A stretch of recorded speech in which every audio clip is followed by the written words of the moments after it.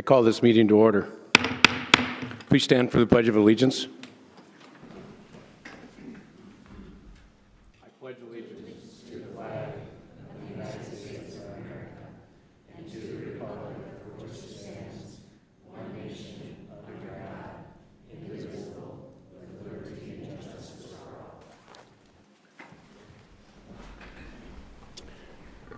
all. Okay, our first thing on the agenda is the oath of office and certificate of election for the council members. Councilmember Specker, Councilmember Tilton Byrne, and newly appointed Dr. Hager. Please go down to the dais, please.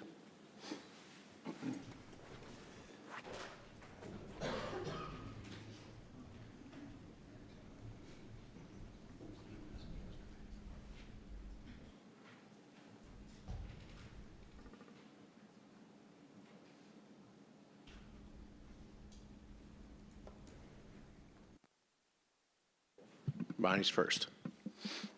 All right. I, Bonnie Specker, I, Bonnie Specker, having been elected to the office of council member having been elected to the office of council member within and for the city of Brookings, South Dakota, within and for the city of Brookings, South Dakota, do solemnly swear do solemnly swear I will support the Constitution of the United States, I will support the Constitution of the United States, the Constitution of the state of South Dakota, the Constitution of the state of South Dakota, and the charter of the city of Brookings, and the charter of the city of Brookings, and I will faithfully and impartially, and I will faithfully and impartially, to the best of my knowledge and ability, to the best of my knowledge and ability, perform all the duties of the office of council member perform all the duties of the office of council member for the city of Brookings, South Dakota. for the city of Brookings, South Dakota. And we both get to sign this. Make sure I get it in the right line.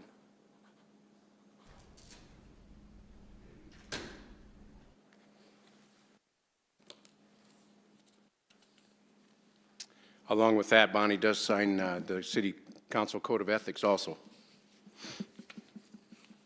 they don't want to hear. 5:13.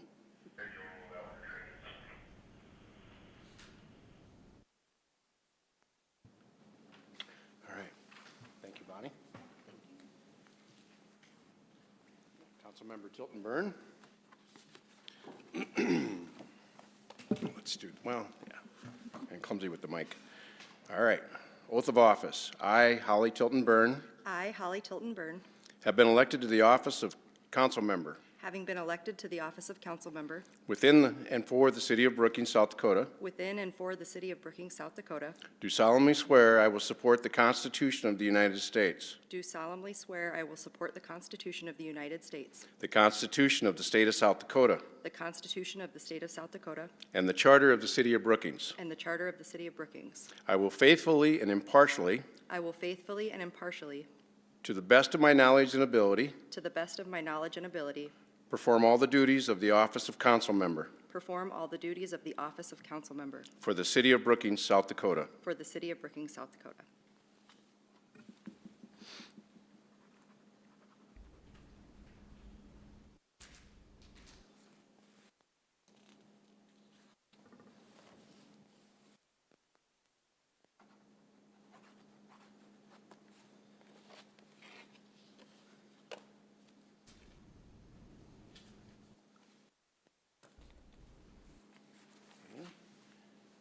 And then Dr. Hager.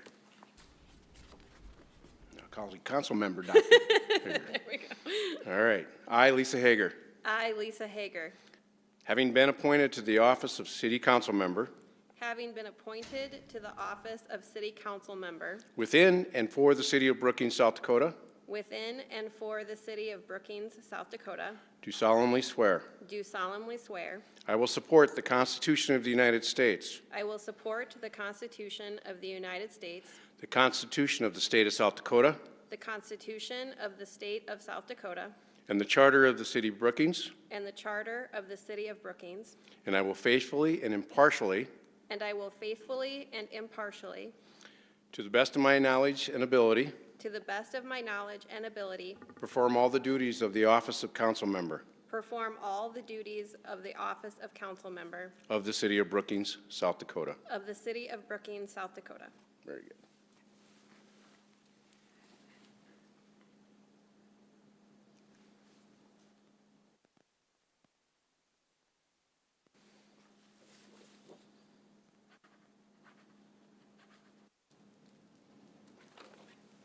And then oath of.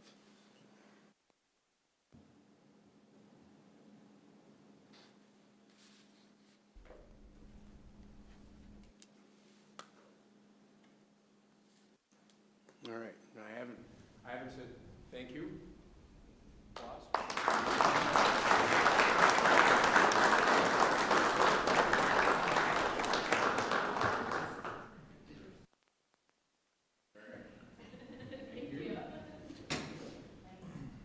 All right, now we have oath of office for our city attorney, Vincent Jones. Please come down.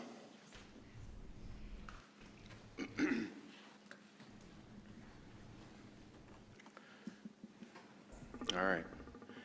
Oath of office. I, J. Vincent Jones, I, J. Vincent Jones, having been appointed as the city attorney for the city of Brookings, South Dakota, having been appointed as the city attorney for the city of Brookings, South Dakota, do solemnly swear do solemnly swear I will support the Constitution of the United States, I will support the Constitution of the United States, the Constitution of the state of South Dakota, the Constitution of the state of South Dakota, and the Charter of the city of Brookings, and the Charter of the city of Brookings, and I will faithfully and impartially and I will faithfully and impartially, do the best, to the best of my knowledge and ability, to the best of my knowledge and ability, perform all the duties as the city attorney of the city of Brookings, South Dakota. perform all the duties as the city attorney of the city of Brookings, South Dakota.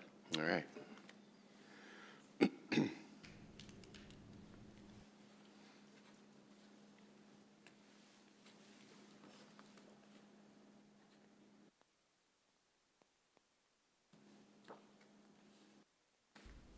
Thank you. Thank you.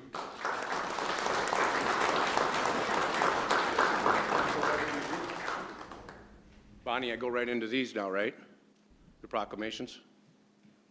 We have to record attendance and take action on the agenda first. Okay.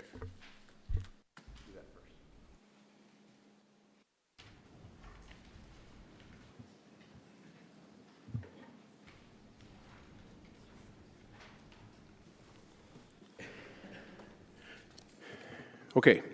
Next item of business is record of attendance. Will the city clerk please take attendance? All council members are present, Mr. All Mayor. right.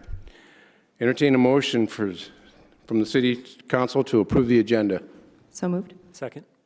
Are there any comments from the public? Use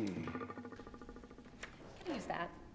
Lord, is this for, that would be open forum? Let's go there. Any other comments from public? Council members? Please call the roll. Avery? Aye. Doran? Aye. Hager? Aye. Niemeyer? Aye. Specker? Aye. Tiltonburn? Aye. Wendell? Aye. Okay, now, open forum. Is there any member of the public who wishes to address the council on an item not listed on tonight's agenda? Now. That would be fine. I think it's still on. I didn't shut it off. I was just so excited, I couldn't wait to get up here. So, as some of you know, last week was National Travel and Tourism Week, and Laura Shane Carbonell with Visit Brookings, I'm the executive director. We have an opportunity to celebrate many members of our community by giving out some awards, and we do it Publisher Clearinghouse style, where we kind of go to them and do a little honor. Unfortunately, by the time we got one of our award winners, it was kind of the end of the day, and we just didn't feel like she got the honor and recognition that she deserved. So while we gave her the honor, we wanted to take an opportunity to really celebrate her because what she has done for this community has been absolutely fantastic. So Sherry, please come up here. Visit Brookings is pleased to award the Larson Family Tourism Champion Award to Sherry Avery. This honor recognizes Sherry's exceptional dedication to promoting tourism and enhancing the quality of life in Brookings through her tireless work with the Brookings Summer Arts Festival. As co-chair of the Brookings Summer Art Festival, Sherry has played a pivotal role in organizing and expanding one of South Dakota's premier cultural events. Her leadership encompasses multiple facets of the festival, including chairing the publicity, banner, information booths, and web page committees. Through these roles, she has significantly increased the festival's visibility and accessibility, attracting over 200 artists and 38 food vendors, and drawing tens of thousands of visitors to Pioneer Park annually. Sherry's vision extends beyond the festival grounds. She understands the broader impact of tourism on the community, fostering collaboration among local businesses, artists, and volunteers to create an event that benefits the entire region. Her efforts have elevated the BSAF and have contributed to Brookings' reputation as a vibrant cultural destination. Her commitment to teamwork and resources sharing amplifies the spirit of this award.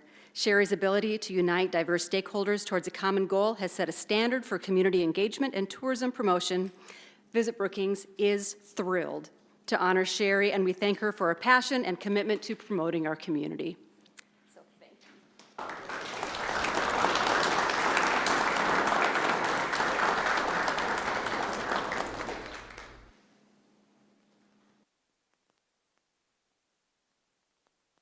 Congratulations, Sherry.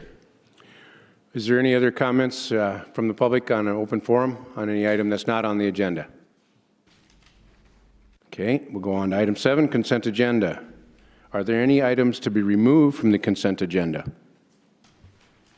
Seeing none, entertain a motion to approve the consent agenda.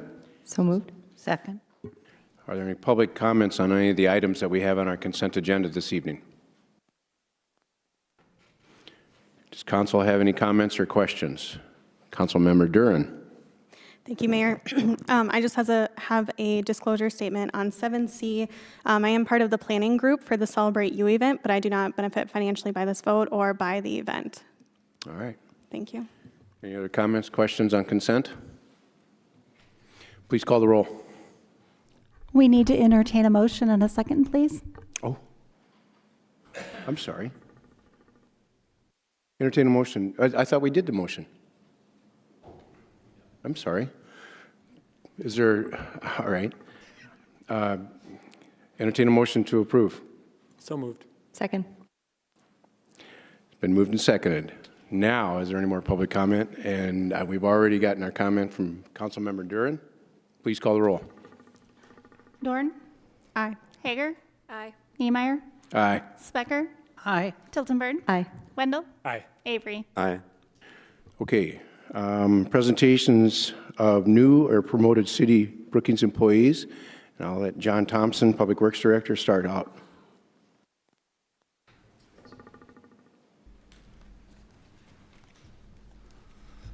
Good evening, Mayor, City Council members. I'm John Thompson, Public Works. Tonight, I'd like to introduce you to a couple new staff members with the Public Works team. First off is Martin Wagner, who promoted from a mechanic up to a master mechanic, and I'm going to let both these guys do a little bit talking too. I'm going to change it up a little bit tonight, put them right on the spot. And then the second one is Justin Vosted, who came in new to the city as a landfill supervisor at the landfill. And if you wouldn't mind, just give them a brief history about why you like the job and how long you've been with the city so far. I've been with the city for 7 years. I like the job. I like the diversity that I get to work on a multitude of different equipment. And Justin?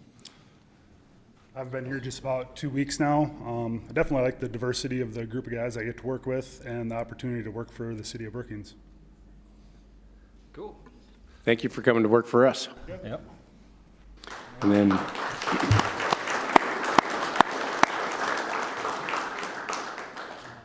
Who's going to do Troy?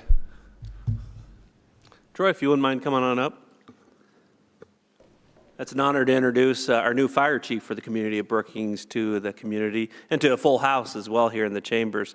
Troy joins us from Los Alamos Fire Department, where he served as fire chief for the past 14 years. Prior to that, he also served 27 years for the city of Grand Island for the fire department, ultimately leaving as the fire chief at the city of Grand Island.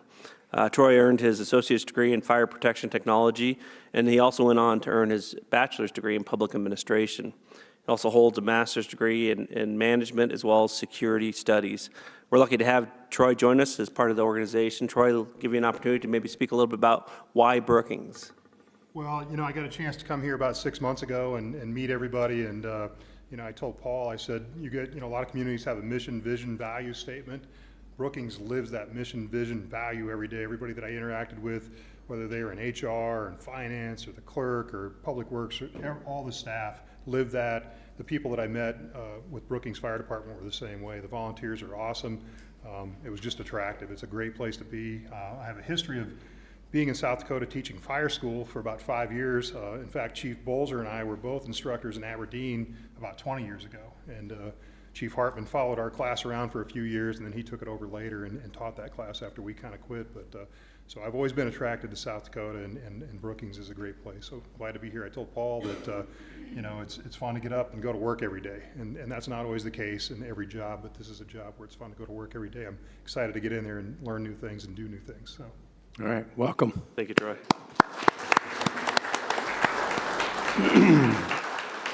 Okay, so I have 2 proclamations. Let's do the Public Works Week one first, John, and then eventually the Older Americans Week.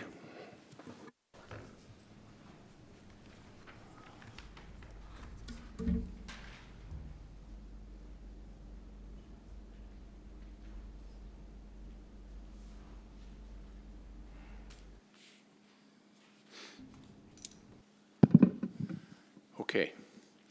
Whereas Public Works professionals focus on infrastructure, facilities, and services that are vital importance to sustainable and resilient companies or communities, to the public health, high quality of life, and well-being of the people of the City of Brookings. And whereas these infrastructure, facilities, and services could not be provided without the dedicated efforts of Public Works professionals, who are engineers, managers, and employees at all levels of government and the private sector, who are responsible for rebuilding, improving, and protecting our nation's transportation, our water supply, water treatment and solid waste systems, public buildings, and other structures and facilities essential for our citizens. And whereas in the public interest for the citizens, civil leaders, and children in the City of Brookings to gain knowledge of and maintain an ongoing interest and understanding of the importance of public works and public works programs in their respective communities. And whereas 2025 marks the 65th Annual National Public Works Week. Now therefore be it resolved that I, Elke Garrett Niemeyer, Mayor of the City of Brookings, do hereby proclaim May 18th to the 24th, 2025 as National Public Works Week. And I urge all citizens to join in activities, events, and ceremonies designed to pay tribute to our public works professionals and to recognize the substantial contributions they make to protecting our national health, safety, and advancing quality of life for all.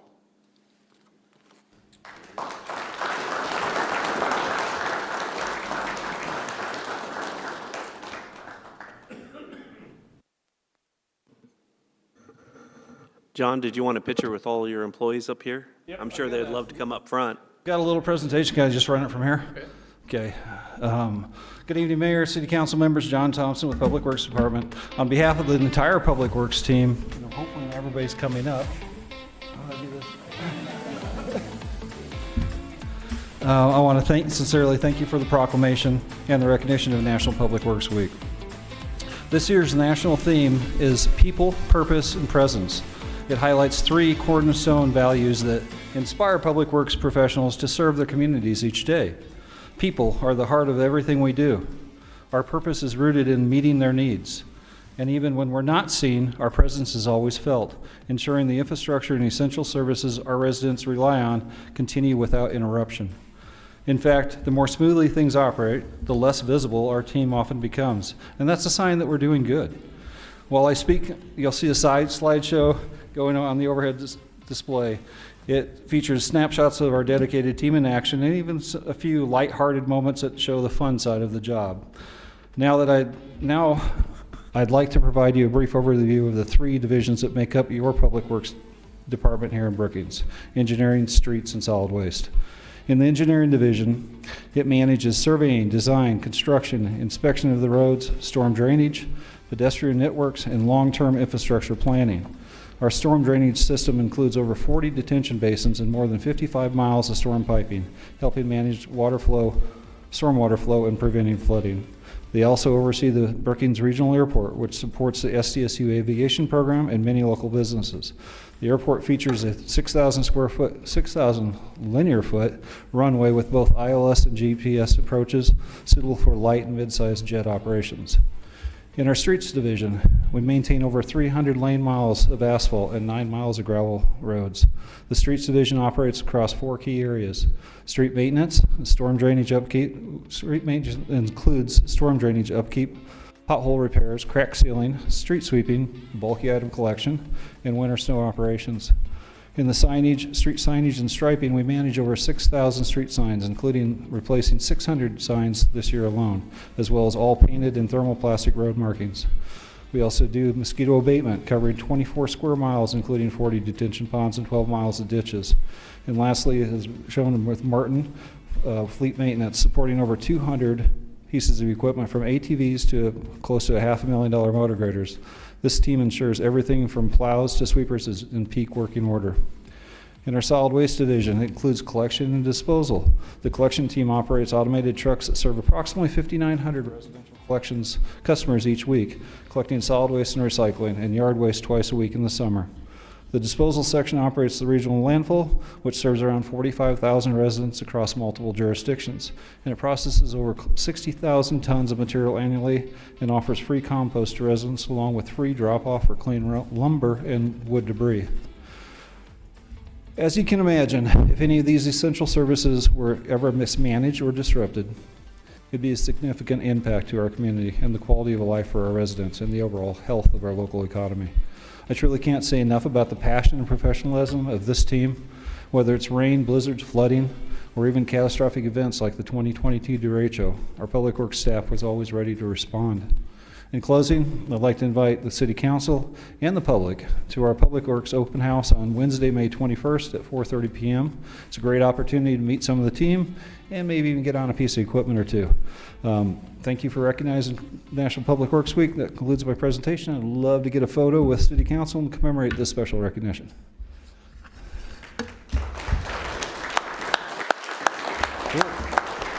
Let's all walk through.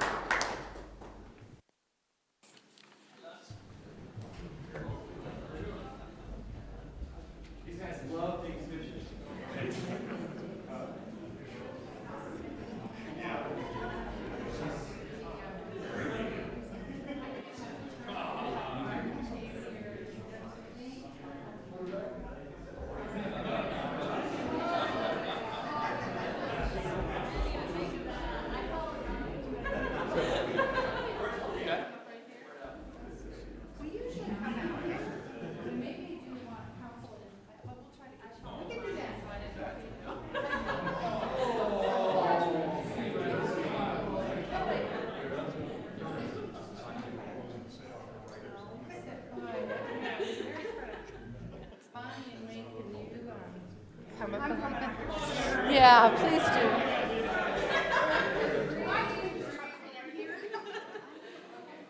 All right, there we go. All right, I'm going to try to get everybody. It's a big, big group. Okay, big smiles. All right, I'm going to come from an angle.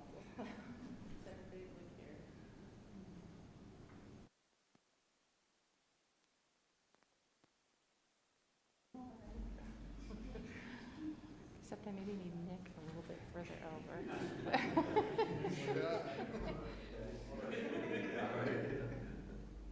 Very good, thank you.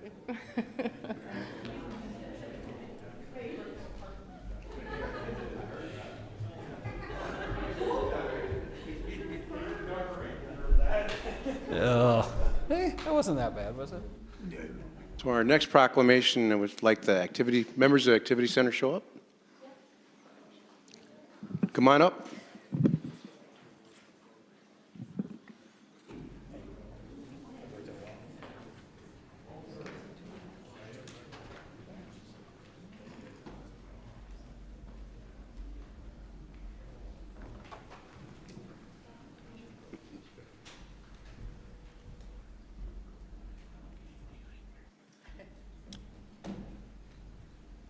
Okay.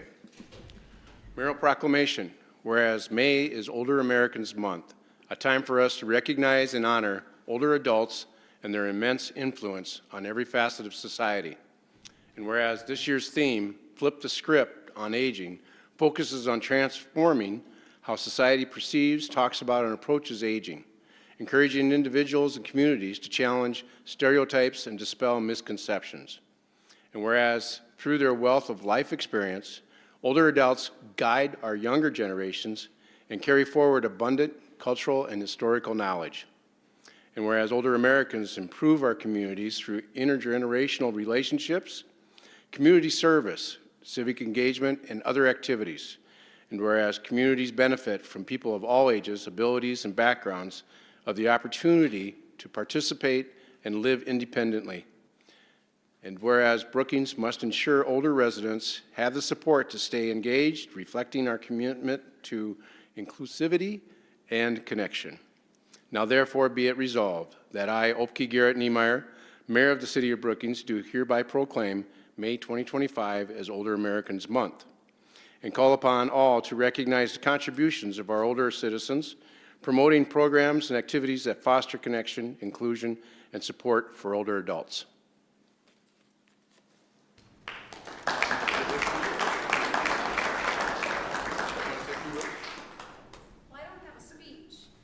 I don't have a speech like John, but I do want to recognize we have opportunities at the Brookings activity for anybody over the age of 55. So if you or anybody in your family is looking for some fun, definitely send them our way. We have a lot of fitness and educational programming. So we stay busy, but most of all, we have fun. So share, spread the news, and thank you. I appreciate everything. So thank you.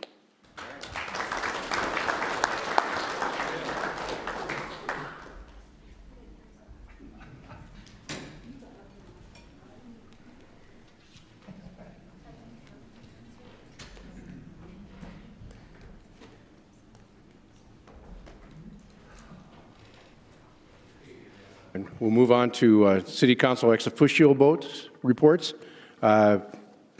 Brookings Municipal Utility Board report. Yep, this meeting was held yesterday, and in addition to doing things like getting rid of surplus equipment and approving various bids, there were a couple more exciting things, I should say. There was an election of new officers. Tim Harvey stepped down as the head of the board. He's been that for 7 years, and Doug Crothers is now the president. There was also some talk about how the electric department worked with Solventum recently. I guess there was, with the recent expansion, there was some work that had to be done, and Solventum thought that they might have to be closed for 7 to 9 days, but the electric department provided a lot of support and were able to cut down the number of days to just 1.5, which was saved Solventum a significant amount of money. There's also some news on the new water treatment plant. There will be a ribbon cutting this fall and a future open house in 2026. They will be treating water operationally this fall, but the final completion won't be done until September of 2026 when they finish the landscaping. So that's all. All right, thanks, Bonnie. Brookings Health System report. Thank you, Mayor. Just a brief update this month. We toured the Yorkshire Medical Building. The building is up that you can see, and they're getting closer and closer to opening. We also received a presentation of the software transition to Epic that I've mentioned a few times. That is continuing work, and we discussed how they're implementing AI in their care notes of how to more effectively care for patients and maintain records. There's going to be an upcoming workforce campaign, which will be helpful, as we have discussed previously, that's always an issue in this industry, but the current engagement survey results returned very positive results. Across the board, statistically, acute patient days, births, ER visits, imaging, and surgeries were marginally up, which means just more usage of the health system. No other patterns were found at this time. And we briefly discussed the economic merger, so they are eager to see our vote tonight. All right, thank you. We'll move on to contracts and change orders. Item 9A, action to approve a tax increment financing agreement with Sixth Street Development LLC. Mike Struck, our Community Development Director, will present this item. Thank you, Mayor and members of the council. The action before you tonight is the approval of a tax increment financing development agreement with Sixth Street Development LLC. As you may recall, with TIF projects, there's usually a three-step process where the first step is creating of the district, the second is approving the project plan, and then the third component is the TIF agreement that gets into some of the financing mechanisms as well as the obligations and responsibilities of the developer in exchange for receiving the tax increment financing. That is the agreement that was in your packet this evening. I stand for any particular questions. There's kind of a two-part to it tonight. The first one is the TIF agreement. That runs for the duration of the TIF district. So as soon as the TIF expires after the 20-year time period, or the developer has received refunding of the project improvements, it would be decertified, and then this TIF agreement would dissolve. The next action item on the agenda is in regards to the maintenance. So two separate items, but they're kind of mingled together. With that, I would stand for any questions you may have on the TIF agreement. Thank you, Mike. Entertain a motion to approve. So moved. Second. Is there any public comment on this item? Council have any comments, questions? Councilmember Specker. Mike, can you briefly mention how the SDSU involvement is with this TIF? Because that's a little bit different than most TIFs that we see. So there is an agreement between the development company and the SDSU Foundation. So part of the improvements that are completed as part of this project is the Campanile Avenue median enhancements. And so that is the responsibility of South Dakota State University via the SDSU Foundation. And they will be paying for those improvements and be reimbursed over the course of the time.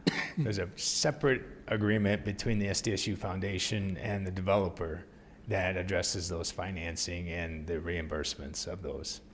But it is kind of a unique public-private partnership because Brookings Municipal Utilities will also be doing some work within the Campanile Avenue right away. Since the street will be opened up, there's an opportunity to update some infrastructure in there, and so they've kind of partnered with this project from a timing, coordination, and planning perspective between the university, the developer, the city, and Brookings Municipal Utilities. It's kind of been a unique and good public-private partnership. Great, thank you. Any other council questions, comments? Councilmember Tilton Burn. In the interest of conflict of interest statements, I would also just mention that I work for the SDSU Foundation but do not benefit from this agreement. Okay. Any other comments, questions? Please call the roll. Hager. Niemeyer. Aye. Specker. Aye. Tilton Burn. Aye. Wendell. Aye. Avery. Aye. Doran. Aye. Motion passes. Action on Resolution 25-049, a resolution authorizing the city manager to sign a maintenance agreement with Sixth Street Development LLC. Mike Struck will also present this item. Thank you, Mayor and members of the council. Resolution 25-049 authorizes the city manager to enter into a maintenance agreement with Sixth Street Development LLC. This is primarily related to, there are certain improvements that were approved through the planning and development process in which you may not typically see. And so there's some boulevard parking that is being allowed on 12th Avenue as well as 7th Street. There's some alley parking, and then there's a crosswalk on Campanile Avenue. And so the maintenance agreement really kind of lays out the roles and responsibilities of the developer in perpetuity. And so this is a separate agreement that can be recorded with the Register of Deeds and runs with the land. And so that's why we wanted it as a separate, because once the TIF is dissolved, we still want this maintenance agreement in place. And it details, like, as far as things from future maintenance to snow removal and things of that nature. So with that, staff does recommend approval, and I'd stand for any questions you may have. Thank you, Mike. Entertain a motion to approve. So move. Second. Are there any public comments on this item? Council, any questions, comments? Okay. Councilmember Wendell. Thank you, Mayor. Mike, I first of all just wanted to note that I appreciated the inclusion of the maintenance and agreement and a couple of the parking improvements, and in particular that mid-block crosswalk. That's something that we had discussed as an element of this project, so I appreciate it being here in black and white. I understand that the installation will be a part of this agreement, and in some cases it seems like there's discussion of the ongoing maintenance of the features, but for like item C, the mid-block pedestrian crossing, will that become the city's responsibility if it needs to be improved or if there's maintenance that needs to be done to the crosswalk?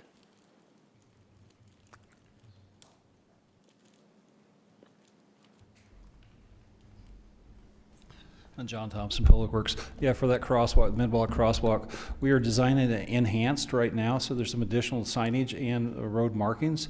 But if in the future we ever wanted to enhance it further, it would be on the city. We're just requiring that the developer put it in right now. Okay. Any other comments, questions on this item? Please call the roll.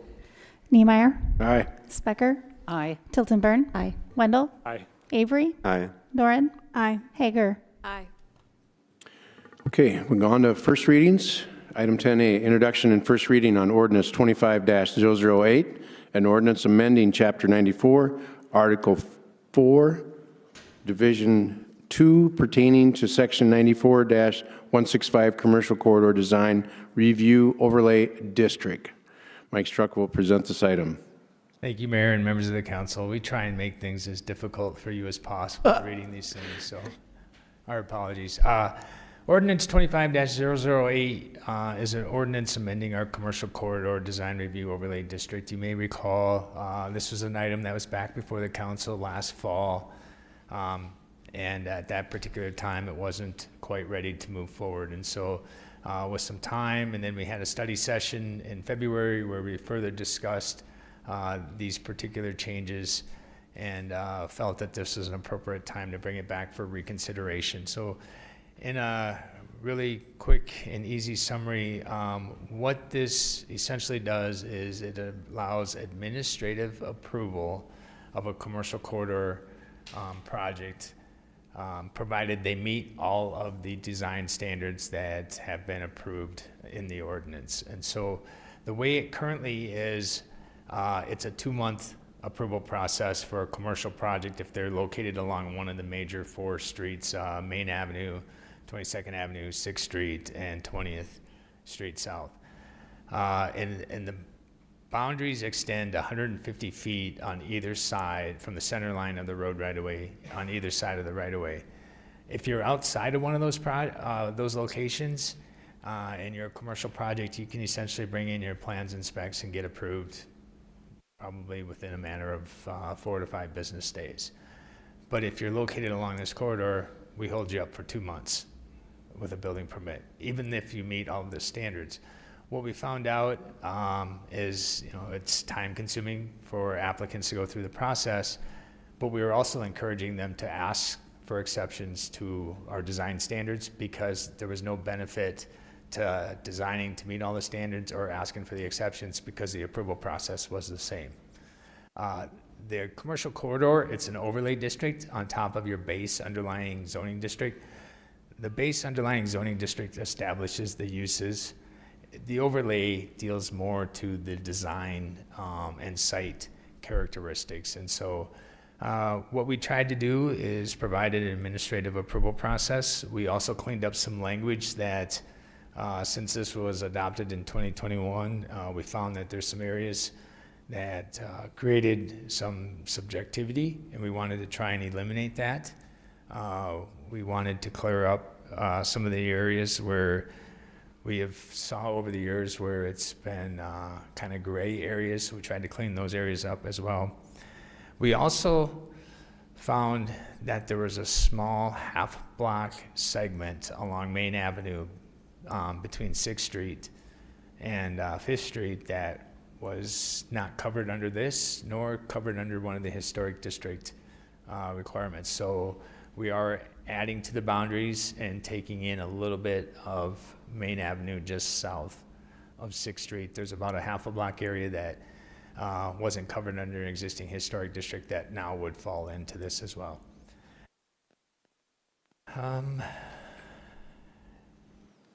There's another component of this. The way the ordinance currently is, if you're in a planned development district, you're not required to adhere to the commercial corridor design review overlay district requirements. We are proposing with these changes that a PDD would be required to adhere to them. And if the council approves this, there's another ordinance that we'll get to on our next agenda item that is complements this, and it's an amendment to the planned development district that kind of hinges on whether or not this ordinance gets approved. So with that, I would stand for any questions you may have. Oh, and this does come to you as a unanimous recommendation from the Planning Commission, and staff supports the request. All right, thanks, Mike. This is first reading, but is there any public comment on this item? Council, any questions or comments at this time? Councilmember Specker. So I've received some community feedback on this, and I think the biggest concern is that there's one less opportunity to comment on what's going to happen with a piece of property. But the concerns are more, it's with the use, and you did state that this has nothing to do with the use, that's the underlying zoning district, and I just would like you to emphasize that. Yeah, that is correct, Councilmember Specker. The use is established through the zoning process. This is simply a design process. And so they can meet all of the design requirements. And, if somebody were to comment on the design requirements, it's, it'd be very difficult to tell them no because they meet the requirements. If they're asking for an exception, then it would follow the current process where it goes through the Planning Commission and then comes to the City Council. But if they meet all of the design requirements of the ordinance for their buildings, for their landscaping, for their site plan, we're just suggesting that we provide administrative approval. Thank you for doing the study session that related to this as well. You're welcome. Councilmember Tilton Burn. Thank you, Mayor. I have just a couple of questions. My first question sort of relates to the one that Councilmember Specker just posed, and that is, can you explain just what the usual design review and approval process looks like for a project that would not be within one of these districts?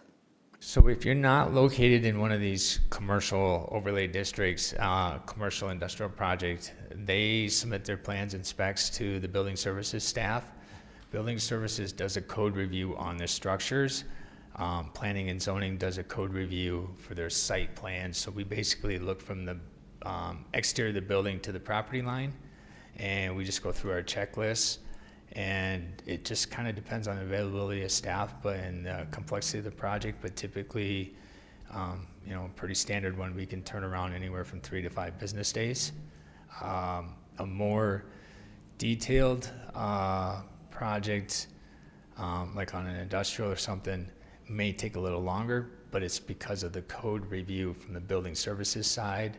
And it's really, your larger industrial type buildings where it just takes a little bit longer, as well as fire will do a code review from a sprinkler system as well. So it varies depending on the complexity of the projects, but most of our smaller projects, smaller office buildings or something, we can typically turn around in about a week. And so at no point does it come before the council for the design review? Correct. There are no design requirements if you're not located within one of these corridors. Great. I'm wondering if we could envision any scenarios where complying with the overlay district may actually pose more issues than not complying. And I'm asking that because I wonder if asking for an exception and then elongating the process might hinder certain projects. I think that's probably a pretty far reach because we've looked at these zones pretty well and have determined that these would be appropriate for those design elements. But I just want to make sure we're not creating a situation where we might be missing something. You know, in the discussions that we've had with developers, for the most part, they are, a typical project right off the bat is typically meeting probably close to 90% of the requirements. The most common one that we typically probably see is that they ask for an exception is in regards to the window glazing. There's a 20% window glazing requirement along the primary street. And they can sometimes be challenging for them to meet that. You know, I think if there's the potential that they can't meet all the requirements and they still have to go through the process, and that's an exception, and ultimately that's a decision that the council need to make, whether that's appropriate to approve that design characteristic along the corridor or not. So. Great. And my last question is in reference to the following item on the agenda, and I'm just wondering if taking action on the following item, given this is just a first reading and the next one is a second reading, if that might be preemptive if we get to that point. If we get to that point, we've got plans on how we're going to address the next item when we get to it. Okay, perfect. Thank you. All right, any other comments, questions? All right, we'll move on to item 11, removing from the table, public hearing and action on ordinance 24-035, an ordinance amending Chapter 94, Article 4, Division 2 pertaining to Section 94-163, Plan Development District. Mike Struck will present this item. So this is the ordinance that we were mentioned kind of in our previous discussion. This is in regards to the Plan Development District regulations. And so as part of the previous item that was being considered, we now, if that ordinance were to get approved, if you're in a planned development district that's located along one of the commercial corridors, you would need to follow the commercial corridor design review guidelines. That's essentially what we're referencing to, but there's a unique process. It's typically with a planned development district, you have to go through what's called an initial development plan submittal that goes through the Planning Commission and to the City Council for approval. And then you have to follow that back up with a final development plan that needs to be consistent with the approved initial development plan, and that gets approved only by the Planning Commission. To look at it, to kind of look at from a timing perspective, now that you're going through the commercial corridor and having to adhere to all those design guidelines, we would recommend that in a commercial corridor, as long as it's consistent with the initial development plan, they do not need to submit a final development plan because they're going through the commercial corridor design guidelines. So if you think that is appropriate, that's the route we'd like to go. But what we would ask is when you make a motion to remove from the table, we immediately want to table this item to the May 27th meeting so that it would coincide with the public hearing and potential action on the amendment to the commercial corridor. And then if that commercial corridor were to get approved, then we could take action on this item. So the action tonight would simply be to remove from the table and then to retable it again to May 27th, and then also serves to help make the public aware that this ordinance may be considered again. And then it would be at second reading and public hearing would continue at the May 27th meeting. All right, thank you, Mike. I will make a motion to remove the item from the table. Do I have a second? Second. Will the city clerk please call the roll? Specker. Aye. Tiltonburn. Aye. Wendell. Aye. Avery. Aye. Doran. Aye. Hager. Aye. Niemeyer. Aye. And I entertain a motion to table this item until the May 27th council meeting. So moved. Second. Will the city clerk please call the roll again? Tiltonburn. Aye. Wendell. Aye. Avery. Aye. Doran. Aye. Hager. Aye. Niemeyer. Aye. Specker. Aye. Okay. Item 11B, second reading and action on ordinance 25-012, an ordinance amending Article 3 of Chapter 34 of the Code of Ordinances of the City of Brookings and pertaining to the International Fire Code. Our new city fire chief will present this item. Thank you, Mr. Mayor, members of the council. Ordinance 25-012 recommends an amendment to Section 3 of Chapter 34 A lot of this language is just cleanup language. One of the things it does, it adopts the International Fire Code through Chapter 22, which is the building code, and we work with them at the same time. Those codes, the International Building Code and Fire Code, kind of work together. So when they adopt it in 22, it automatically comes into here. We don't have to constantly update this section of the code anymore. It also talks about the zoning jurisdiction, the 3-mile zoning jurisdiction, and if any of the properties out there are ag zoned, this doesn't apply to them, and so that's just an exemption that was spelled out. And then the last piece that it really does is clarifies who can apply this code, not just the fire chief, but a fire code official. So like our fire marshal or deputy chief, if they're also part of that process, they can have that same power that the fire chief is given by this ordinance. So beyond that, I'll just stand for questions. Thank you, Troy. Entertain a motion to approve. So moved. Second. I open the public hearing on this item. Is there any public comment? Council questions, comments? Please call the roll. Wendell? Aye. Avery? Aye. Dorian? Aye. Hager? Aye. Niemeyer? Aye. Specker? Aye. Tilton Burn? Aye. Okay.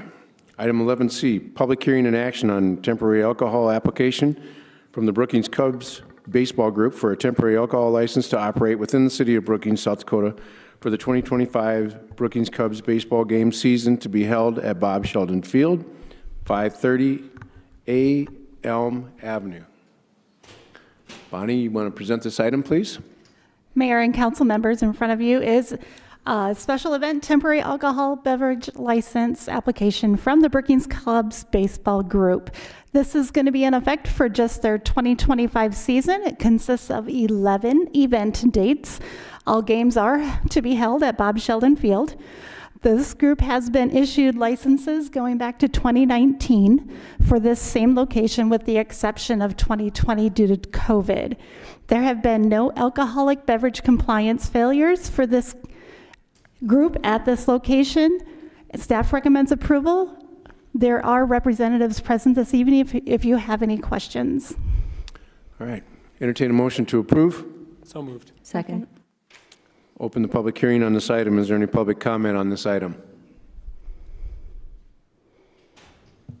Council questions, comments? How many games do the Cubs have for home games this year? Do we know? 11. Thank you. All right. Any other questions, comments? Please call the roll. Avery? Aye. Dorian? Aye. Hager? Aye. Niemeyer? Aye. Specker? Aye. Tilton Burn? Aye. Wendell? Aye. Okay. On to 11D, public hearing and action on temporary alcohol application for the Brookings Volunteer Fire Association street dance to be held on 300 block of Main Avenue. Bonnie Foster, our city clerk, will also present this item. Mayor and council members, this is another temporary special alcohol beverage license application. This is an annual street dance fundraiser for the Brookings Volunteer Firefighters Association. This will be their 109th annual event and year number 16 for holding this event on Main Avenue in the 300 block. The event date is June 28th. There have been no alcoholic compliance failures for this event at this location. Staff recommends approval. Thank you, Bonnie. Entertain a motion to approve. So moved. Second. Is there any public comment on this item? Seeing none, council have questions, comments? I got a question. Who's the band? Or did everybody leave already? I guess we don't have any firemen in here anymore. All right, please call the roll. Doran? Aye. Hager? Aye. Niemeyer? Aye. Specker? Aye. Tilton Burn? Aye. Wendell? Aye. Avery? Aye. All right. Item 11E, public hearing and action on request to transfer an on-off sale malt license with video lottery authorization for 2515 6th Street from On in L2 LLC, DBA Boss's Pizzeria and Sports Bar, Dallas Wilkinson owner, to Denwell Hospitality Group Incorporated, DBA The Lodge, Dennis Biefeld owner. Bonnie, would you like to expand on that? Certainly, Mayor. Mayor and council members, this is a transfer for the on-off malt license, which comes with a video lottery authorization that was formerly used at Boss's Pizzeria. This license is being requested to transfer back to Denwell Hospitality for the same location.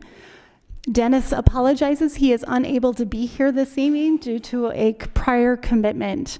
If approved, this license will be sent to the State Department of Revenue and the Video Lottery Authorized State Office as well for final consideration. Staff does recommend approval. Thank you, Bonnie. Entertain a motion to approve. So moved. Second. Is there any public comment on this item? Council questions, comments?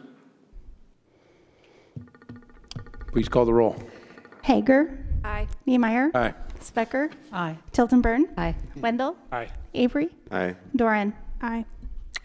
Item 11F, public hearing and action on Resolution 25-048, a resolution authorizing city manager to enter a full-service on-sale restaurant liquor operating agreement for 2515 6th Street, Denville Hospitality Group, Incorporated, DBA The Lodge, Dennis Biefeld. Bonnie Foster, our city clerk, will explain this one also. Mayor and council members, this is entering into a liquor operating agreement, therefore also transferring the current full-service on-sale restaurant liquor license from the Boss's location to Denville Hospitality to be used at the same location. Operating agreements are entered into for 10-year periods with an automatic 5-year midterm renewal. Approval will allow the city manager to enter into this agreement, which would be effective through 2035. If approved, the South Dakota Department of Revenue as well will have final authorization of license issuance, and staff recommends approval. Thank you, Bonnie. Entertain a motion to approve. So moved. Second. Is there any public comment on this item? Council have any questions, comments? Please call the roll. Niemeyer. Aye. Specker. Aye. Tilton Burn. Aye. Wendell. Aye. Avery. Aye. Doran. Aye. Hager. Aye. Okay. Item 11G, public hearing and action on annual malt alcoholic beverage license renewals for establishments which have failed an alcohol compliance check within the past 12 months. Bonnie Foster will also present this item. Mayor and council member, action is being requested on 6 on-off sale malt license establishments which have each failed an alcoholic beverage compliance check within the previous 12 months. Each of the establishments have only one compliance failure, with the last check being done in September of 2024 with no violations. All establishments have completed the state's required processes and paid the associated fines. If approved, these licenses would be forwarded to the South Dakota Department of Revenue for final action and consideration of the renewals. These licenses would be in effect for July 1st of 2025 through June 30th of 2026. These establishments were asked to provide letters to the mayor and council, which was provided to you under separate cover, addressing what steps they are taking in order to prevent another or a future compliance check failure. Representatives from these establishments are present this evening if you have any questions, but due to the one alcohol compliance failure, staff does recommend approval of these licenses. Thank you, Bonnie. Entertain a motion to approve. So moved. Second. Been moved and seconded. Is there public comment on this item? Council have any questions, comments? Councilmember Hager. So I just wanted to thank all of the businesses for spending the time to write the letters. One thing that I had a question about was BP and Casey's discussed some of their internal policies that are being used in order to ensure that there's future compliance. And so those included things like retraining employees, prompts that their cashiers can't bypass. So I was just wondering if Deuces, Guadalajara's, and the Brookings Baseball Association had any sort of internal enforcement practices for similar kinds of policies or steps that they're taking to ensure no additional compliance check failures.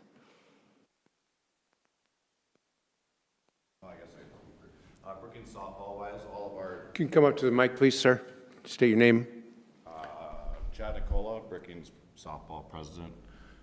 So what we're doing now, we have a whole new staff. So what we're doing is having everybody go through the Sure Sell Now program before they can start selling, and then we do train all of our people before they can start selling. We only have 2 employees, so it's not a very large group by any means. Okay, thank you.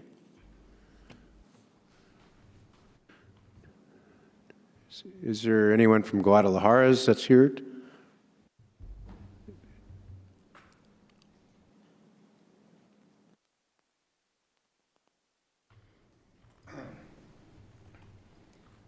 It's Juan Carlos Vega from Guadalajara restaurant. We try to take the work is only the waiters take the hospital, all the people, the ID, and true to the, no, that more mistakes, you know. Okay. And then Lisa, you had one other? Deuces was also one of the ones that didn't go into as much detail on some of the internal policies they were using. Excuse me? Lisa, it doesn't look like anybody is here from Deuces Casino. Okay, yeah, that's fine. Okay, thank you. Thank you. Any other questions for Council? Councilmember Specker. Yeah, I have a question for Bonnie. If she could just restate what the policy is in terms of the number of violations in a certain period of time that allows council to deny a license? So in order for the city council to deny a license, it would require 3 failures within a 24-month time frame. So each of these establishments only has 1 failure within 12 months. Thank you. Okay. Any other questions, comments? Please call the roll. Specker. Aye. Tiltonburn. Aye. Wendell. Aye. Avery. Aye. Doran. Aye. Hager. Aye. Niemeyer. Aye. Okay, on to other business. Item 12A, action on the economic merger implementation plan. Councilmember Nick Wendell and Chair Tom Fishback will present this item.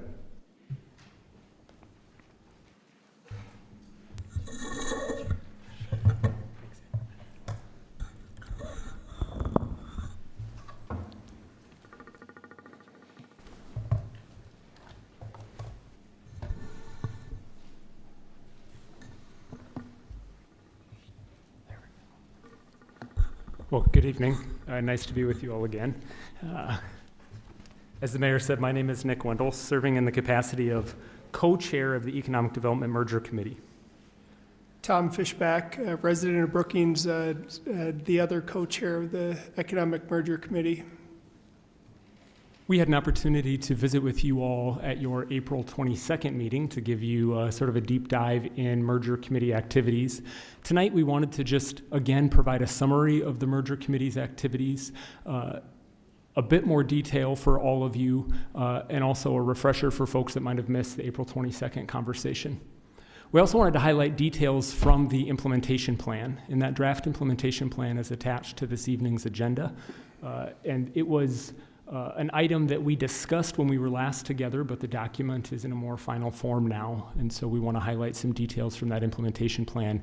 And then finally, we want to forecast the remainder of the process. One of the items that is on tonight's agenda is your consideration of approval of that draft implementation plan. And were you to approve the implementation plan, we've sort of got a couple of other milestones that will be coming in the next couple of weeks that we wanted to highlight for the group. Then just as a refresher, here's a list of the merger committee members. Again, we tried to take a selection of stakeholders from different entities and also the community or the city as well as the county and regional partners. The intention of the Economic Development Merger Committee really was to build the implementation plan to guide the merger of the Brookings Area Chamber of Commerce, the Brookings Economic Development Corporation, Downtown Brookings, and Visit Brookings. The goal of a newly formed organization is to really preserve and enhance the existing missions of those organizations, to maximize the available resources, those public funding dollars, some of which we may discuss this evening, but also private dollars that come from members and sponsorships. And then finally, to best position the Brookings region to sort of take advantage of opportunities that exist and also to prepare for challenges that might be in our future. So why pursue this merger? There are a number of reasons that the merger decided why this was a good idea. The first one just really being it creates stability within our economic ecosystem. The second one is it helps us maximize resources as efficiently as possible.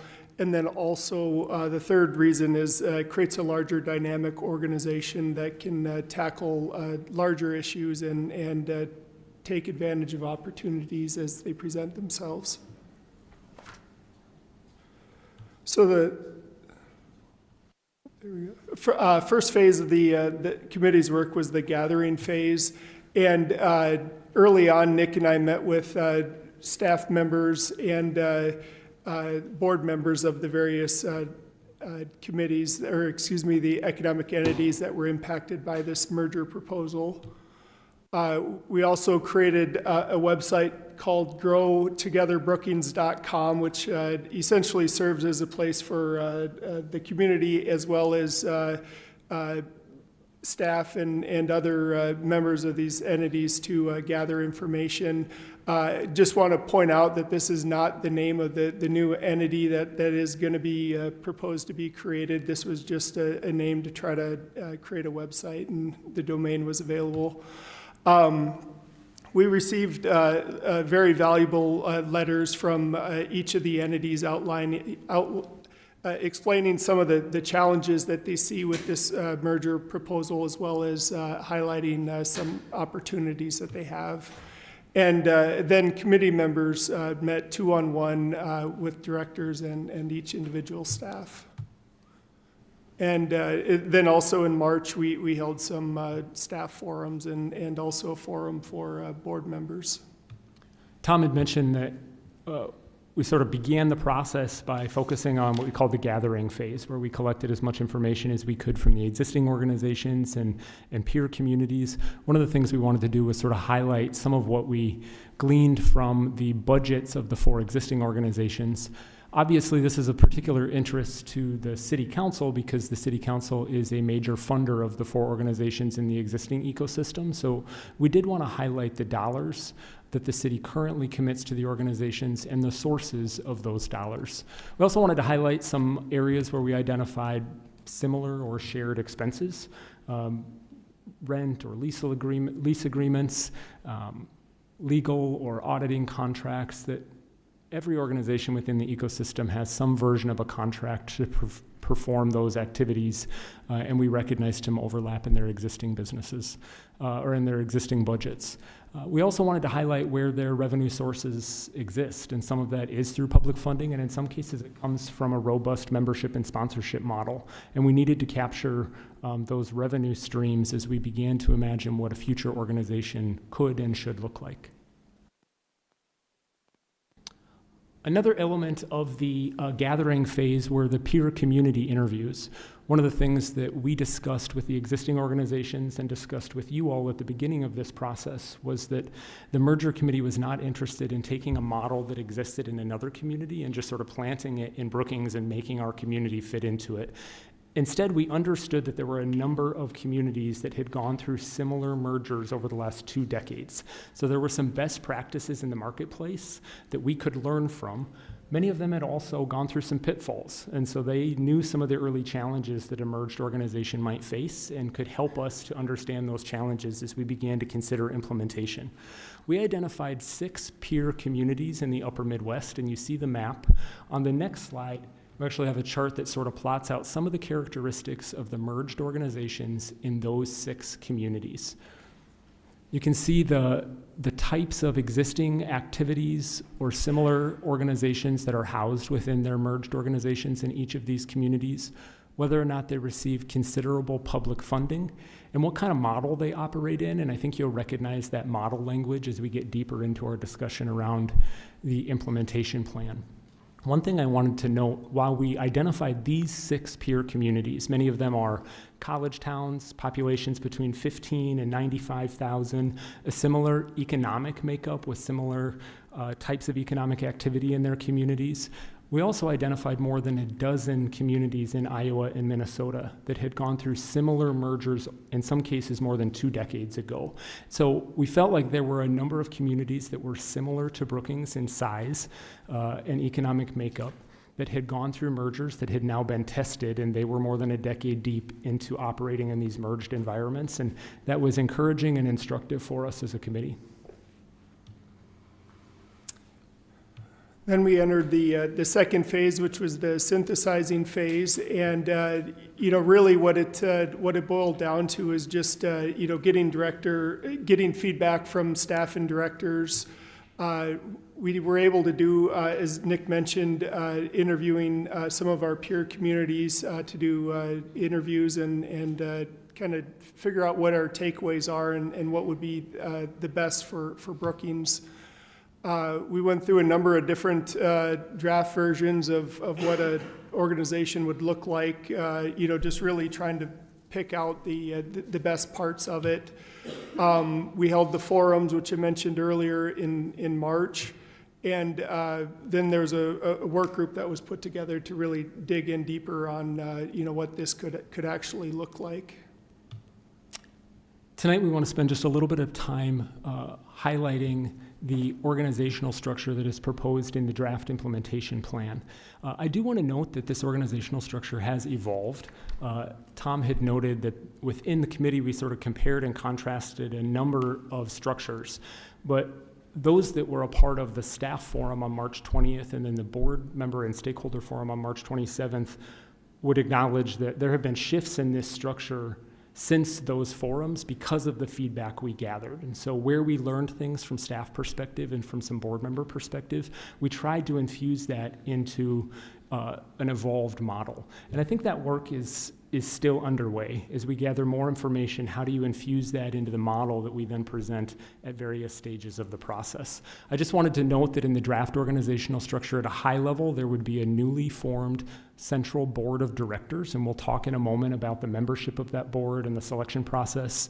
The president and CEO that oversees the organization would report directly to that central board of directors. And then there would be a set of pillars, and you see the two blue pillars that sort of flank this model. We identify those as shared services pillars, and the implementation plan sort of digs a bit deeper into how we define that operations shared services pillar and the sales, data, and marketing shared services pillars. Those pillars are designed to serve the entire organization. And then the three brighter colored pillars in the middle are designed to be mission-focused pillars, each with an advisory council that would help to guide some of that work and bring stakeholders and volunteers and advocates into the fold of the work of each of those pillars. And we'll unpack what business development, community development, and destination development pillars may look like. So selection of board of directors is being done by a subcommittee of 3 members of the merger committee, as well as various stakeholders from the 4 entities that exist right now. What we're going to be doing is trying to find 11 board of directors. There'll be 5 at-large members. 3 are going to be members and chair the advisory council, and then we're going to have 3 partner designees. So that would be from the City of Brookings, SDSU, and the Brookings County. There'll be officers just like any other board. All 4 entities exist with officer structure right now. Terms are going to be limited to 4 years, and a director could serve up to 10 if he or she is going to be an officer. And then a 7-person committee that is going to be going through this. I mentioned there is going to be an application which will be out. It's going to be available to the different entities for distribution. It's going to be on our website, and it's going to be a 2-part process. Along with the application, there also is going to be an interview process to ensure that we're selecting the best 11 members that are going to really provide the best guidance, and then also ensure that we're getting variety of perspective. We do anticipate this to be a pretty active board as well, that we want it to be engaging, and there are going to be a lot of responsibilities included. So the president, CEO, when I was here a few weeks ago, mentioned that this is just going to be absolutely critical for the success of this merged organization. The president and CEO is going to have oversight and direct basically all different types of functions of the entity. There's going to be supervisory responsibilities, budgetary responsibilities. We also expect staff development, professional development for the staff that we have, a lot of advocacy. You can see the timeline up here. It's going to be the role of the new board to do this search for president and CEO. So that's why we want to get started on that board selection process. And hopefully by fall, late summer, we have a president and CEO in place. This is just sort of again, a reminder of the high-level structure of the proposed organizational structure. We wanted to take just an opportunity to share a little bit more detail about each of the proposed pillars within the overall structure. I had noted the operations, kind of shared services pillar. That's really designed to be those internal functions. Right now, we would forecast that would likely have 2 full-time positions within that pillar, potentially an office manager and then somebody filling a finance or a controller type of position. There would be contracted services that would likely flow through that internal functions operation shared services pillar. And ideally, some of those functions initially would report through the president and CEO, designed to really serve across the entire organization. Business development, first actual pillar. You see there, we're thinking there's going to be 2 full-time employees. There's also going to be an advisory council, and this will be chaired by a member of the full board of directors, but really is intended to really ensure that there's additional oversight, missions of what we're trying to accomplish are being accomplished, and also just create a makeshift group of volunteers for any activities that are happening.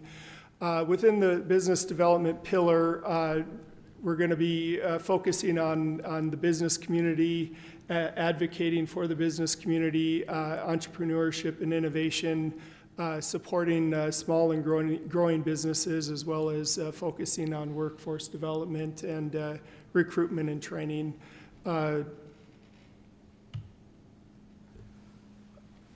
The second mission-focused pillar is the community development pillar. And one thing I want to note as we highlight the potential staff positions linked to each of the pillars is that official position titles and job descriptions are yet to be finalized. And we're sort of in that phase of the work where we kind of have to put some meat on the bones, right? We've defined what the overall organizational structure could and should look like. We need to attach some staff positions within these pillars and within the structure. But over the next couple of weeks, we've identified a work group of the merger committee that we want to engage directly with staff members as we start to talk about what could these positions look like. What's within your current job description that fits nicely in this pillar?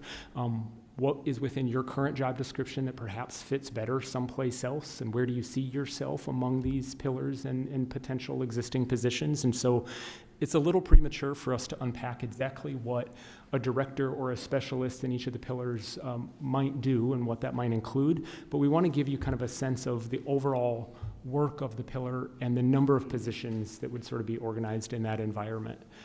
On the next slide, I just wanted to give you kind of a high-level look at community development. And I think this is an interesting pillar in particular because for us, it's perhaps not as clearly defined as, say, the business development and the destination development pillars. And it's a pillar that emerged after our staff and board member forums, where we recognized that there were some game-changing projects that ideally this newly merged organization would endeavor to lead. And dynamic community development staff could really help assist in that placemaking and neighborhood and district development, really investing in neighborhoods throughout the community and thinking about the type of programs that might cross multiple pillars within the organization, but sort of need somebody that's a convener. And we see the community development pillar as being a convener for some of those larger projects that reach into different sectors of the community.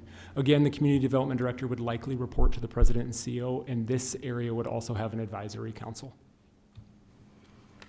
And the third service pillar is destination development. And just like the other service pillars, we expect 2 full-time employees, advisory council, And what this destination development pillar is really designed to help with event recruitment, conference recruitment, things like that, promote downtown and other community-related events, and manage the Visit Brookings brand, and also support tourism-related activities. Destination Development Director will report to the President and CEO. And then just the last, sales, data, and marketing, 5 full-time employees. Again, this is more of a support pillar. When we look at these 5 different subheadings under the President and CEO, we're really thinking about how can we break apart silos? How can we make sure that there's flow of work? And the 2 bookend items or points that you see there really help flow through the other service pillars. But overall, we do hope that there is going to be some work that blends, within all 5 of those areas. One of the things we've talked about is the opportunity, to echo Tom's sentiment, to create some synergy among the pillars within the organization. We talked about kind of that center point, those shared services that will be designed to serve the programs and the services throughout the organization. And then as you think about those different pillars, where the work of the business development pillar and those shared services pillars really overlap, could be an industry recruitment and a potential work group that really sort of brings folks from each of those pillars together to do work focused on industry recruitment. The same is true in community development. If you bring those folks together with those shared services areas, now you're thinking about those new resident programs or some of those connection programs for young professionals that would certainly lean on your sales and marketing team, but perhaps would be data-driven as you think about the types of programs that could appeal to the population of folks that are moving to the community. You also see an overlap between destination development and those shared services, and where they would lean on some of those folks to help build perhaps an event and conference recruitment work group that relies upon folks in multiple pillars of the organization, really linking arms and moving in one direction under one unified organization. But there's other overlap that exists, and we just throw out some examples where we see business development and community development and those shared services pillars really working together. And that is true where any of these pillars' missions kind of intersect or overlap. Now they're all in one unified organization discussing who's going to take lead, but who will be assisting on this project. And the President and CEO sort of helps with the workflow, but these folks have ownership in work groups over particular projects that may be seasonal in nature or may be year-round. We're constantly working together because this is sort of mission central, and all of us are contributing to this kind of work or this particular project. So we use this just as an example of how we really see opportunities for synergy, not in a pillared environment, but all of these pillars being under one umbrella and then having opportunities to work together in one organization. We wanted to highlight the phase that we're sort of moving into now, and that's the implementation phase. I had noted that we're kind of an interesting intersection because we've sort of developed this draft organizational structure. We've defined what we envision the pillars within the organization focusing on. We're starting to attach potential staffing needs within those pillars, but now is really a time where we look to appoint a new board of directors that will lead this work. And in particular, their first charge will be to hire a new president and CEO that will be the point person for what happens next in the organization. And as a merger committee, we've really wrestled with how you pass the baton effectively to say, these are the decisions the merger committee sort of needs to make to affirm as we bring an implementation plan forward. But these are the items that it's perhaps too early to declare definitively, and we need the staff to collaborate with a new board of directors and a new president and CEO to really flesh out more of what the next phase could look like for the remainder of 2025. We did want to highlight what tonight's potential action would accomplish. We've had some questions around the contents of the implementation plan and why the City Council is being asked to take action on the implementation plan. One of the chief reasons that we wanted the City Council to consider approval of the implementation plan is to affirm that the Council and the City of Brookings is comfortable funding this new merged entity in fiscal year 2026. And that budget cycle is starting soon. And so I think the signal needs to be sent clearly that the Council, if you adopt the implementation plan intends to fund the new organization in 2026, and the organization is built with that in mind. The second item that you see reflected in the implementation plan that I wanted to note tonight is the direction of up to $250,000 in transition funding. There are certain activities that the newly merged organization will have to complete in 2025, but of course the assets of the 4 existing organizations are dedicated to their existing missions. And we've been really clear with the organizations from the beginning of this work. It is our hope and expectation that they will fulfill their important mission while this merger work is happening. So the resources in the 4 existing organizations are dedicated to those missions for the remainder of 2025. But the work of conducting a search process and hiring a president and CEO and building a new brand and identity for a newly merged organization will take additional resources. And so we've identified that in the implementation plan. We've identified a potential source in the Economic Development Reserve Fund.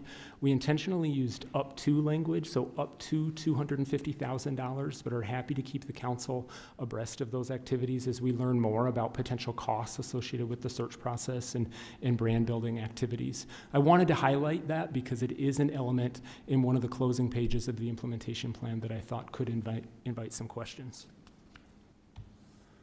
What happens next within this implementation phase? We had a public open house at the end of April that was at McCrory Gardens, and we had a fun time that evening discussing this plan with public and other staff members and board members. We're obviously here tonight for your consideration.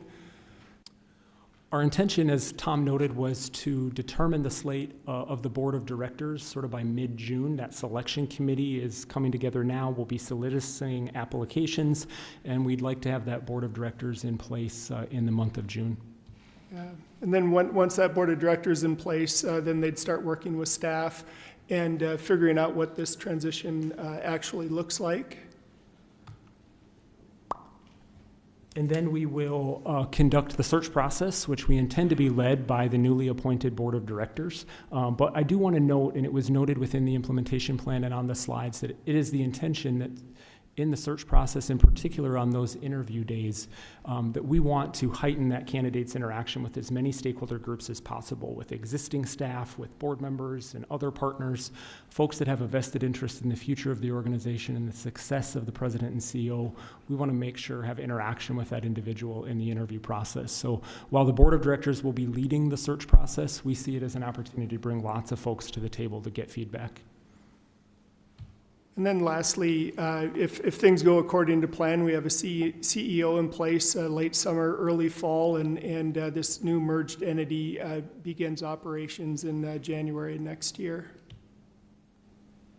And we just want to thank the staff and the board of directors, some of which are here tonight. It's been a great process. Want to thank all of you for listening here to this presentation twice. One note that I want to make is also a note of appreciation to the members of the merger committee. I sort of feel like as an elected official, I've got a certain responsibility to be at the table, and the colleagues from the council that have joined me at the table I've appreciated. But there's a dozen other folks that are not elected officials in the city of Brookings that have also joined us on that committee, representing the mission of the existing organizations and really representing community feedback. And we met from 7 to 9 a.m. on Friday mornings in the dead of winter. And so these are folks that on 9 Friday mornings over the last several months have come together to have really deep and meaningful and sometimes difficult conversations about what a future state could look like. And so I do want to pass along huge appreciation to the members of the merger committee.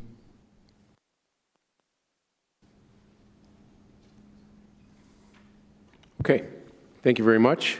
Entertain a motion to approve. So moved. Second. Is there any public comment on this item?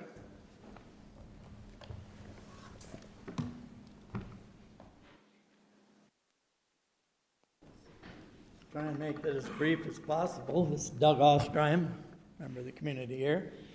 I was told many years ago by a man that was the expert in his field worldwide that you don't talk to anybody about anything till you establish your credentials. So I'm going to do that first.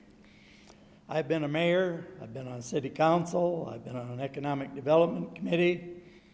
I've served on the boards of I think, at least 4 statewide organizations in the business field, 3 of them as the president. I served as the national president of a trade group, as well as president and a board member for a number of years, traveled the country and seeing some of these things. And during that time, there were a number of different times that mergers of various committees and so on came about, discussion. In several cases, as we began, we had organizations that seemed to be almost identical. But as you began to research and looked at the membership makeup, due structure, your actual goals and so on, we found that in most cases there was a reason why they were separate organizations. They did not quite mesh to merge. And I think that could be the case here with what we're trying to do here. We've got 4 distinct goals we're trying to accomplish, and we're trying to push them all into one group.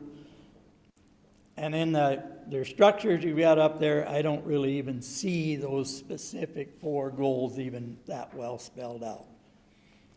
I think you need to take another look at this. I think you're going about it in quite a different sort of way. In my experience with organizations like this type of a merger should have came from the organizations, not by the funding mechanism telling you this is what you're going to do. Secondly, nowhere in that process do I see a place where the 4 organizations are going to vote to merge. You might start a whole new organization, which it appears you're going to do, but I don't see any place where the people that belong to that organization are being given the chance to actually go through their process of deciding, yes, we want to do this, or no, we don't. And I think you need to let them do that.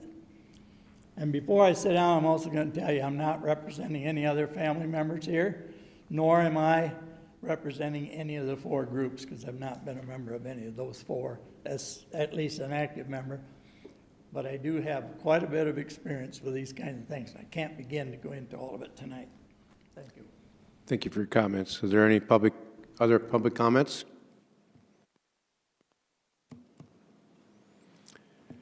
Council have any questions, comments? Councilmember Specker. Yeah, Nick, can you just clarify the role that the existing organizations had in coming up with this implementation plan and their involvement in the whole process? Yeah. Thank you for the question, Councilor Specker. One thing I would note is that, and we highlighted this in the implementation plan in a bit more depth, the instances that we work to gather feedback from, in particular, the existing staff of the organizations. When we started this work in November of 2024, Tom and I met with the staff of each of the 4 existing organizations.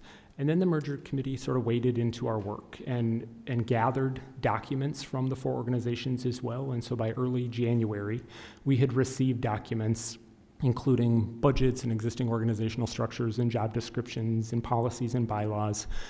And then we began to dig a bit deeper. And then members of the merger committee conducted 2-on-1 interviews with every member of the staff, including the directors. So rather than asking staff to come meet with a 15-member committee to share their perspective, we had 2 members of the merger committee go meet with individual staff members to talk about concerns that they might have, what made them nervous about the merge, where they recognized potential opportunities, better understand their current portfolio and their job description. Other duties is assigned, those types of things you can't really put in a document, but they sort of evolve within an organization. And then in March, we did an all-staff forum where we had the staff come together with the merger committee. We shared a draft version of the organizational structure and then broke into smaller groups. And in small groups, discuss different elements of the potential organizational structure. And then we started to gather their feedback together that came from that forum and tried to infuse it into the model and into the implementation plan. And then we followed up with an electronic survey with the attendees of that forum. And so up to this point, those are the points of contact we've had with staff where we have tried to sort of gather as much feedback, informing kind of at a high level what the organization could look like. And we're really venturing into the next phase of the work now, which is now that we've sort of got an organizational structure and some potential positions that would live within parts of the organization, now let's think about how we connect that to the existing organization's mission. So there were members from each of these organizations' advisory boards on this merger committee. Thank you for the follow-up. There were members of their boards on the merger committee. Every member of the merger committee had served or is currently serving on the boards of one of the existing organizations. Okay. Thank you. Councilmember Duran. Thank you, Mayor. I have two questions. One, could you please speak to the affirmation of the entities if we voted in affirmation of tonight's? Yeah, thank you for the question, Councilor. Mr. Ostrom noted what will be the point where the existing organizations determine whether or not they choose to participate in the merger effort. And we recognize that that's sort of an essential component of what happens next. Tom and I, in the month of May, will be meeting with each of the boards of the existing organizations. We met with the downtown board today, and as they conduct their typical May meetings, we'll be with them, not asking them to take action in their May meetings, but asking us questions based on the implementation plan. And then in their regular June meetings, we'll be asking the boards to affirm whether or not they intend to participate in the merged effort. And as a merger committee, we set June 30th as the deadline for each of the 4 organizations to affirm whether they will participate in the merger. Thank you. And then I just wanted to say I'm excited at this opportunity, and I recognize the benefit that this will bring to the community. I also acknowledge the tremendous transition that many members of our audience will go through in the next few months moving forward. Could you speak to, in as much detail that's appropriate right now, the support for the staff and leadership during this transition? Can talk to that. Yeah. Thanks again for the question. That's one of the things that, as a merger committee, we've really transitioned our conversation around in recent weeks is, how do we ensure that our staff now, if you all consider approval this evening and approve the implementation plan, now we have a document to begin to work with staff on. What does this transition look like, and what could the timeline look like? And after a new board is in place, how do we ensure that the existing staff feels engaged by the new board, and how we populate the advisory councils that they perhaps will be working even more closely with? How do they ensure that their existing job responsibilities and missions that they're passionate about are reflected in the new positions and some of the new charge from the board of directors? I think one essential phase of that will be the hiring of the president and CEO, and how you build that relationship between a new president and CEO and an existing staff. In some cases, it will be transitioning into new positions, maybe broader portfolios or narrower portfolios, depending on the position they move into. But we've really thought about how do we engage staff in a way that is productive, but also gives them an opportunity to share their concerns and their excitement about a potential transition. And we did identify 4 members of the merger committee that will be leading that work. And that work group will be convening this Friday to start to talk about, okay, what are the next contact points with individual staff members as we start to think about the positions and what that transition looks like for the rest of 2025. Thank you. And, I just don't often get the opportunity to add to a point that Nick makes, but there is just one thing I want to add is our hope, we have a great staff in place right now within all 4 of those entities, and we really want them to stay and feel embraced by this new entity, because there's a lot of good work left in front of us that we need to get done, and so that's going to be really important. But this entity will provide a home for the existing staff, and again, we just we hope that they all choose to come with. All right, Councilmember Tilton Burn. First, I just want to thank co-chairs Wendell and Fishback for the presentation this evening.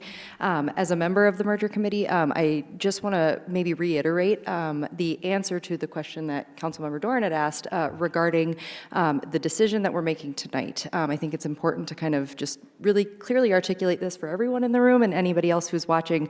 The decision on the action tonight allows us the opportunity to provide additional funding up to $250,000 to help with this process. This decision does not force or require any of the organizations to participate in this merge. As co-chair Wendell mentioned, each of those organizations are kind of embarking on a process where they are making that decision now at their board level. And so this is not saying that all of these organizations must do this. That will be their independent election to be able to do that. But it does allow us as an entity to provide additional funding on top of what they will already receive for calendar year 2025 to go through a process that, as many of us know, is very expensive and time-consuming. And so it's additional support for this merger.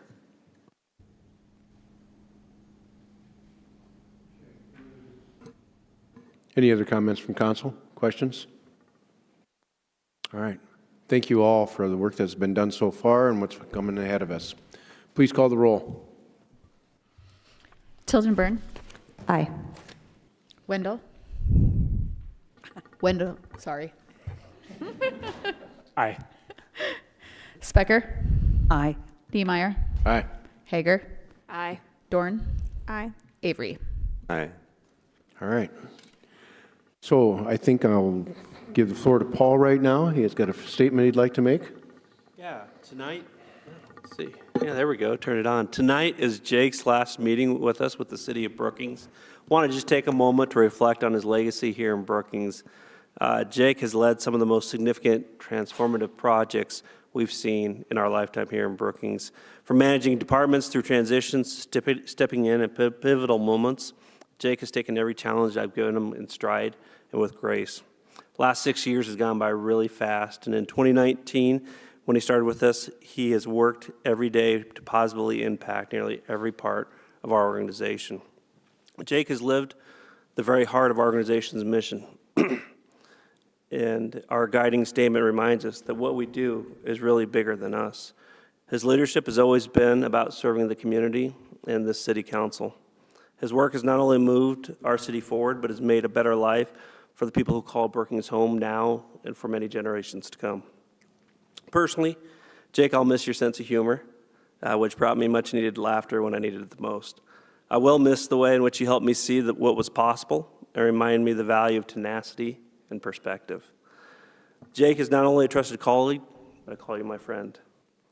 Though he is heading to Iowa, he will always have a home here in Brookings. And Jacob will thank you for your years of service and your leadership. We're also very proud of all that you've accomplished and who you've become here in Brookings. And you'll always be part of this team and always part of the Brookings community. Thank you, Jacob.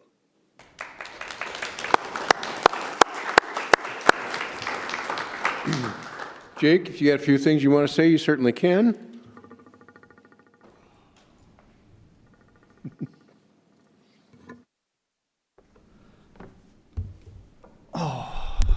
You know, I think there's a lot I would like to say, but it's really just thank you. Thank you to everyone up on the dais, mayor, council, Paul, our department heads, our wonderful staff, everyone in the audience tonight, and the entire community of Brookings.